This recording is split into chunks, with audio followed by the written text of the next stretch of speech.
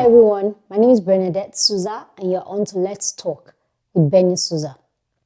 My topic today is 5 things or 5 questions you must ask your parents before it is too late.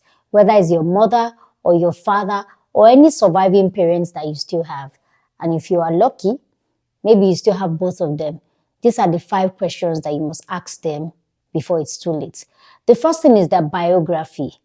Make sure you have the biography of your parents. I've had to see people at several times when a parent dies, the children don't really have an idea of how their mother or their father grew up, where they grew up, where they were born, the name of the town, the name of the city, the name of their parents, the schools they attended, their vocations, all these little things. You might call it little, is when you are trying to write a biography in a funeral program. That's when you know that it's actually a big deal. I was very, very lucky to have written a biography of my grandmother and my late father. And it was very easy for me because I asked them before they passed. The best person to say a story is the owner of the story. So sit them down. Where were you born? What state, what country, what hometown, names of your parents, the schools you attended, your vocation, your hobbies, those kind of stuff. Write it down. The second thing that you must ask your parents before they pass or before it is too late is family history or secrets. There are some family histories that you need to know because if you do not know them, it might come back to haunt you in the future. It might be a secret. It might be something that you just must know before they pass. You might find out that you probably are not their biological child. You might also find out that you might have some health challenges that they probably know when you were younger, but it might not manifest until you are older. You might just need to find out these things. Ask them for background, family background, history, or secrets. The third thing you must ask them is how they want to be buried, where they want to lay their head, the final resting place for them. You might say, this is an uncomfortable conversation. It's uncomfortable, but it's the kind of conversation that you must have with your parents. Have you ever seen a burial drama before?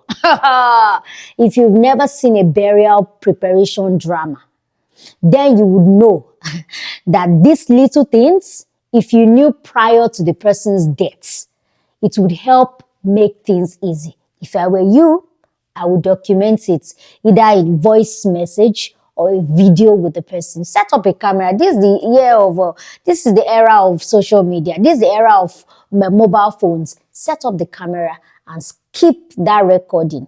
It will still be useful. You might even play it when your parent passes for other family members for them to watch so they know that you are not cooking things up. Do you understand? The fourth thing that you must know, you must ask your parents before they pass, has to do with what they want done to their assets or liabilities. Yeah, so now if you have this recorded, in case they don't have, many people don't write wills. Many people don't. If you have this recorded somewhere, when they pass, one person is trying to fight for this or that, you just play the recording. It will make things easier for everybody. Yes, it will make things very, very easy. And it also, it just gives you a perspective of what they want done to their assets. Oh, I have a house in this. To do that type of video. It's very simple. Make sure your parent or both parents or one of the parents or surviving parents say their full name, who is interviewing them, the dates, let them be a date stamp on it. Say the dates, they should say the date, or this is how I want to be buried, this is that. This is what I want to happen to this or this asset or this. Just record it, Those things always come in very handy. And lastly, the fifth thing that you must ask your parents before it's too late, I would say their personal life story, their regrets, apart from their biography. If there's something they regret, if there is something they would have done differently, if there is something that they wish that you do to them or you do for them while they are still alive. Sometimes we are loving people, but we might not love them the way they want to be loved. You might be sending them money, But what they want is they want to see you more often. You might be sending them money and taking care of their health care, taking care of this. And what they want is for you to spend more time with them. So ask them those questions. How do they want to be loved by you?